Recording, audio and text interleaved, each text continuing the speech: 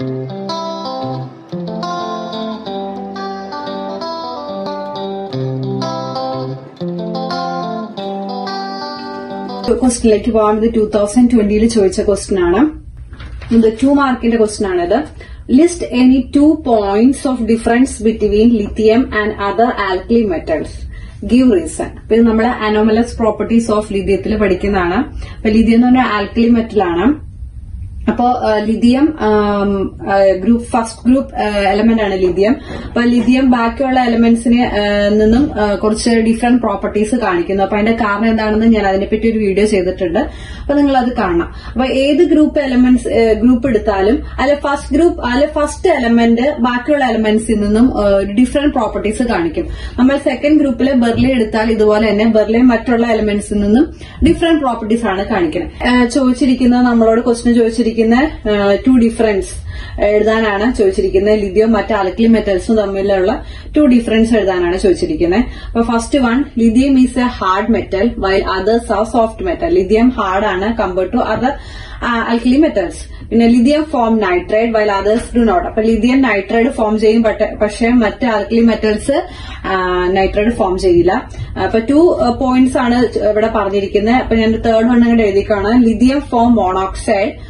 Lithium monoxide form ചെയ്യും, പക്ഷെ മറ്റ് ആൽക്കലി മെറ്റൽസ് പെറോക്സൈഡോ സൂപ്പർ ഓക്സൈഡോ ആണ് ഫോം ചെയ്യുന്നത്. മോണോക്സൈഡ് ഫോം ചെയ്യില്ല. അപ്പൊ ഇതാണ് ലിഥിയവും മറ്റ് ആൽക്കലി മെറ്റൽസും തമ്മിലുള്ള ഒരു ഡിഫറൻസ്. അപ്പൊ മറ്റ് ആൽക്കലി മെറ്റൽസ് നിന്ന് ഡിഫറെന്റ് ആവാൻ കാരണം ലിഥിയം സ്മോളർ ഇൻ സൈസ് ആണ് compared to other alkali metals. അതുപോലെ അതിന്റെ പോളറൈസിംഗ് പവർ, ലിഥിയത്തിന്റെ പോളറൈസിംഗ് പവർ കൂടുതലാണ്. പിന്നെ അതിന്റെ ഹൈ അയണൈസേഷൻ എനർജിയാണ് compared to other alkali metals. കാരണം ലിഥിയത്തിന് സ്മോളർ ഇൻ സൈസ് ആണ്. അപ്പം അതിന്റെ ഔട്ടർ ഇലക്ട്രോണെ റിമൂവ് ചെയ്യാന്ന് പറയുന്നത് നമുക്ക് ഹൈ അയണൈസേഷൻ എനർജി ആവശ്യമാണ് അവിടെ റിമൂവ് ചെയ്യണമെങ്കിൽ. അപ്പൊ ബാക്കി താഴോട്ട് പോകുന്തോറും ആൽക്കലി മെറ്റൽസ് അതിന്റെ സൈസ് കൂടുന്നു. അപ്പൊ അതിന്റെ അയണൈസേഷൻ എനർജി കുറയുന്നു. അപ്പം ഏറ്റവും കൂടുതൽ അയണൈസേഷൻ എനർജി ഉള്ളത് ലിഥിയത്തിനാണ് compared to other alkali metals. അപ്പൊ ഇതൊക്കെയാണ് ലിഥിയം മറ്റ് ആൽക്കലി മെറ്റൽസിൽ നിന്നും ഡിഫറെന്റ് ആവാനുള്ള കാരണം. അപ്പൊ അടുത്ത ക്വസ്റ്റ്യൻ എന്ന് പറയുന്നത് ഇക്വിലിബ്രിയം എന്ന് പറഞ്ഞ ചാപ്റ്ററിൽ നിന്ന് വരുന്നതാണ്. 2 മാർക്കിന്റെ ക്വസ്റ്റ്യൻ ആണ് ഇത്. Derive the relation between equilibrium constant Kc and Kp for a general reaction. നമുക്ക് ജനറൽ ആയിട്ട് റിയാക്ഷൻ തന്നിട്ടുണ്ട്. ഇവിടെ Kc എന്ന് പറയുന്നത് equilibrium constant based on concentration ആണ്. Kp എന്ന് പറയുന്നത് equilibrium constant based on partial pressure. അപ്പൊ ഇവിടെ Kc എന്ന് പറയുന്നത് concentration of products by concentration of reactant ആണ്. Kc is equal to C raised to C into D raised to D by A raised to A into B raised to B. ഇതില് A, B, C, D ഈ small letter കാണിക്കുന്നത് number of moles of reactant and product ആണ് ഇവിടെ കാണിക്കുന്നത്. Kp എന്ന് പറയുന്നത് partial pressure of product by reactant. Indication ഇതാണ്. Partial pressure of C into partial pressure of D by partial pressure of A into partial pressure of B. ഇവ തമ്മിലുള്ള relation എന്ന് പറയുന്നത് Kp is equal to Kc into RT raise to delta. ഇതാണ് Kpയും Kcയും തമ്മിലുള്ള relation. Okay, അപ്പൊ ഇവിടെ Kp നമുക്കറിയാം equilibrium constant based on partial pressure ആണ് Kp. Kc എന്ന് പറയുന്നത് equilibrium constant based on concentration. R എന്ന് പറയുന്നത് ഗ്യാസ് കോൺസ്റ്റന്റ് ആണ്. T temperature. ഡെൽറ്റ എന്ന് പറയുന്നത് നമ്പർ ഓഫ് മോൾസ് ആണ്. ഇപ്പൊ ഫോർ ഗേഷ്യസ് സബ്സ്റ്റൻസിന്റെ കേസിൽ ഡെൽറ്റ എന്ന് പറയുന്നത് which is equal to C plus D minus A plus B for gaseous substance. Okay, അങ്ങനെ ഇപ്പൊ ഇതാണ് Kpയും Kcയും തമ്മിലുള്ള റിലേഷൻ. ക്വസ്റ്റ്യൻ നോക്കാം. The oxidation number of an atom in the elementary form is. ഇപ്പൊ ഇത് 2020 ക്വസ്റ്റ്യൻ ആണ്, 1 മാർക്കിന്റെ. അപ്പൊ എലമെന്ററി ഫോമില് നമ്മള് ഏതൊരു ആറ്റം എലമെന്ററി ഫോമില് അതിന്റെ ഓക്സിഡേഷൻ സ്റ്റേറ്റ് എന്ന് പറയുന്നത് 0 ആയിരിക്കും. ഓക്കെ, അപ്പൊ ഇതിന്റെ ആൻസർ 0 ആണ്. The unit of coefficient of viscosity in CGS system is. അത് പോയിസ് ആണ്. Okay, Poisson. The class of organic compound differ by a CH2 group between adjacent members are called. ഇപ്പൊ നമ്മളിവിടെ ഏതെങ്കിലും ഒരു ഓർഗാനിക് കോമ്പൗണ്ട് എടുക്കാം. For example നമ്മളിപ്പോ alkyne എടുക്കുകയാണ്. അപ്പൊ ആൽക്കൈന്റെ ജനറൽ ഫോർമുല എന്ന് പറയുന്നത് CnH2n+2 ആണ്. ഓക്കെ, അപ്പൊ നമ്മളിപ്പോ ആൽക്കൈൻ എടുക്കുകയാണ്. ഓക്കെ, മീത്തേൻ എടുക്കുകയാണ്. CH4. ഈത്തേൻ എന്ന് പറഞ്ഞു കഴിഞ്ഞാൽ C2H6. പ്രൊപ്പൈൻ എന്ന് പറയുന്നത് C3H8. ഓക്കെ, അപ്പൊ ഇവിടെ അപ്പം ഇത് മീതെയിൻ പ്രൊപ്പൈൻ ഇങ്ങനെയാണ് ആൽക്കൈന് പോകുന്നത്. അപ്പം മീതെയിനും അല്ലെങ്കിൽ ഈതെയിനും പ്രൊപ്പൈനും തമ്മിലുള്ള കാർബണിന്റെ ഡിഫറൻസ് എന്ന് പറയുന്നത് എത്രയാണ്? C.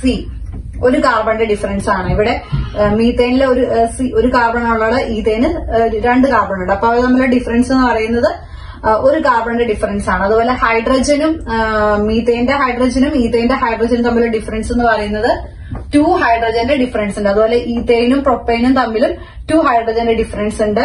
ഈതെയിനും പ്രൊപ്പൈനും തമ്മിൽ 1 കാർബണിന്റെ ഡിഫറൻസ് ഉണ്ട്. അപ്പം എന്താ, ഒരു CH2 ഗ്രൂപ്പിന്റെ ഡിഫറൻസ് ആണ് ഓരോ ഈതെയിൻ അല്ലെങ്കിൽ പ്രൊപ്പൈൻ തമ്മിലുള്ളത്. അപ്പൊ ഇവിടുത്തെ അപ്പൊ ഇങ്ങനെയുള്ള കോമ്പൗണ്ടുകൾ നമ്മൾ എന്താ വിളിക്കുക? ഇങ്ങനെയുള്ള ഓർഗാനിക് കോമ്പൗണ്ടുകൾ നമ്മൾ ഹോമോലോഗസ് സീരീസ് ആണ് പറയാ, ഹോമോലോഗസ് സീരീസ്.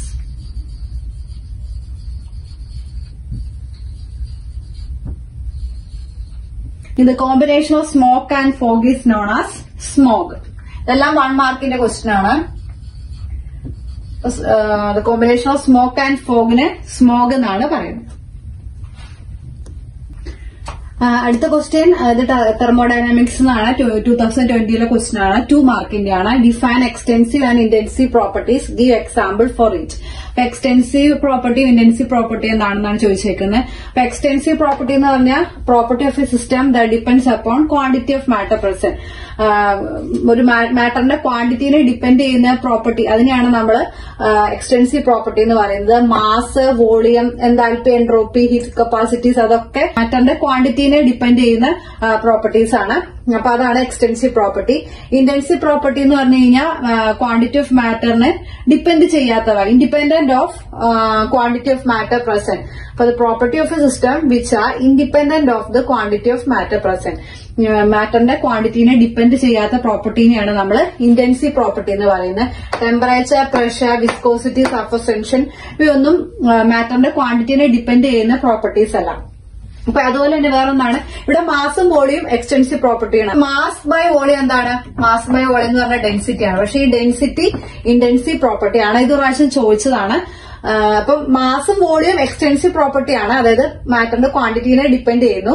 അപ്പൊ മാസ് ബൈ വോളിയം ഡെൻസിറ്റി എന്ന് പറയുന്നത് ഇന്റൻസീവ് പ്രോപ്പർട്ടിയാണ്. അത് മാറ്ററിന്റെ ക്വാണ്ടിറ്റിനെ ഡിപെൻഡ് ചെയ്യുന്നില്ല. അപ്പൊ അതൊരു ഇന്റൻസീവ് പ്രോപ്പർട്ടിയാണ്. Liquids having large difference in boiling points are separated by option തന്നിട്ടുണ്ട്. Distillation, fractional distillation, steam distillation and vacuum distillation.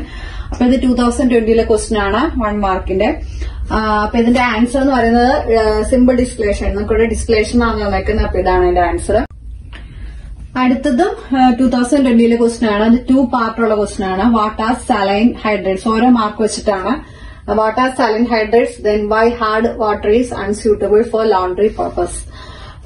First ക്വസ്റ്റിന്റെ answer what are saline hydrates എന്ന് പറഞ്ഞാൽ the hydrates of alkali metals and alkaline earth metals except beryllium and magnesium are known as saline hydrates. അപ്പൊ group 1ഉം group 2 elements ഹൈഡ്രജനുമായിട്ട് ചേർന്ന് ഉണ്ടാകുന്ന ബാനറി products, അതിനെയാണ് നമ്മൾ സാലൈൻ ഹൈഡ്രേറ്റ്സ് എന്ന് പറയുന്നത്. ഇതിനെ സാൾട്ട് ലൈക്ക് ഹൈഡ്രേറ്റ്സ് എന്നും പറയും. സാലൈൻ ഹൈഡ്രേറ്റ്സിനെ സാൾട്ട് ലൈക്ക് ഹൈഡ്രേറ്റ്സ് എന്നും പറയും.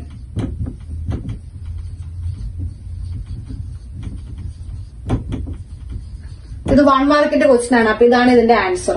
Okay, second part. Why hard water is unsuitable for laundry purpose? Hard water does not form lather with soap due to the presence of calcium or magnesium.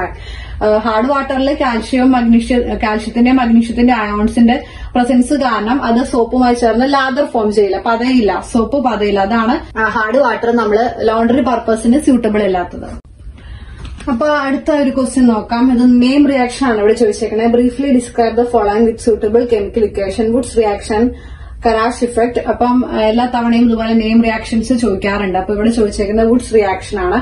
അപ്പൊ Woods reaction എന്ന് പറഞ്ഞാൽ when an alkyl halide is treated with metallic sodium and dry ether, then we get an alkane with higher number of carbon നമുക്ക് ലഭിക്കും. അപ്പം നമ്മളിവിടെ ഒരു alkyl ഹാലൈഡിനെ നമ്മൾ in presence of metallic sodium and ether നമ്മൾ ട്രീറ്റ് ചെയ്യുമ്പോൾ നമുക്ക് നമ്മൾ എടുത്ത ഈ ആൽക്കൈൽ ഹാലൈഡിനേക്കാളും ട്വൈസ് നമ്പർ കാർബൺ ഉള്ള ആൽക്കൈൻ നമുക്ക് ഇവിടെ കിട്ടും. അപ്പൊ അതാണ് വുഡ്സ് റിയാക്ഷൻ എന്ന് പറയുന്നത്. അപ്പൊ ഞാൻ ഇവിടെ എഴുതിയിട്ടുണ്ട്. ഇവിടെ നമ്മളിപ്പം മീഥൈൽ അയഡൈഡ് എടുക്കുവാണ്. Methyl iodide in presence of sodium and ether. നമ്മൾ 2 മോളിക്യൂൾ മീഥൈൽ അയഡൈഡ് എടുത്തിട്ടുണ്ട്.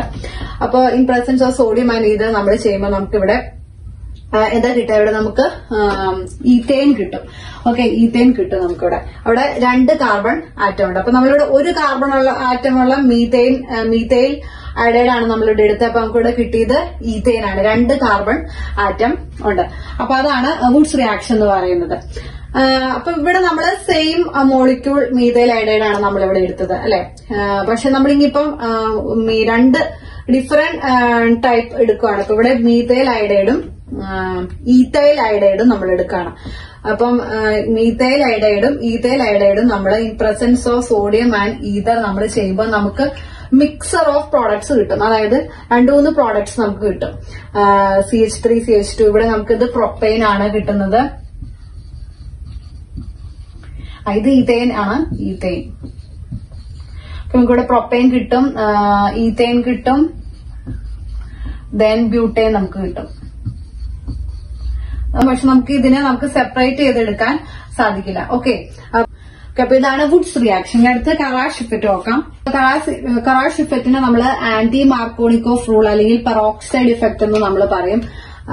അപ്പൊ നമ്മൾ മാർക്കോണിക്കോഫ് റൂളും ആന്റി മാർക്കോണിക്കോഫ് റൂളും തമ്മിലുള്ള ഡിഫറൻസ് എന്ന് പറഞ്ഞാൽ നമ്മൾ കറാഷ് ഇഫക്റ്റ് അല്ലെങ്കിൽ ആന്റി മാർക്കോണിക്കോഫ് റൂളില് നമ്മൾ പെറോക്സൈഡ് ആഡ് ചെയ്യും.